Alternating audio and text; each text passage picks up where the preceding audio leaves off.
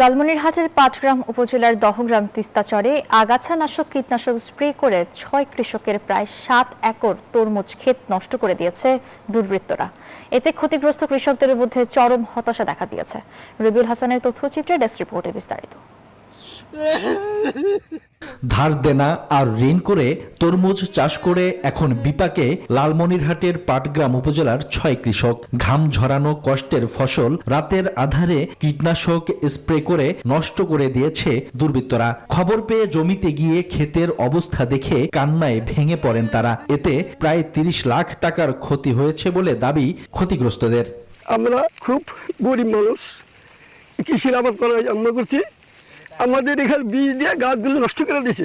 চাষিরা জানান, প্রতি বছরের মতো চলতি মৌসুমেও দেশি ও হাইব্রিড জাতের তরমুজ চাষ করেছিলেন তারা। প্রায় ৩ মাস আগে রোপণ করা এসব ক্ষেত প্রস্তুত করতে ১০ থেকে ১২ লাখ টাকা ব্যয় হয়েছে। স্যারে তরমুজ খেতে ১৪ লাখ টাকা খরচা হয়েছে।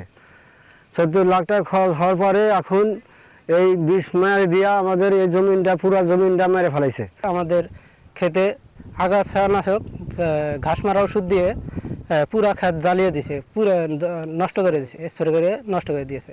এ ঘটনায় দহগ্রাম পুলিশের কাছে লিখিত অভিযোগ দায়ের করেন ক্ষতিগ্রস্তরা।